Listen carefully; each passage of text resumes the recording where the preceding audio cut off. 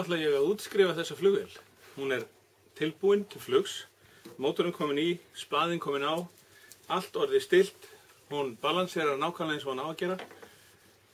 Nú þarf ég bara að bíða eftir góðu veðri og tækifæri til að fljúga henni.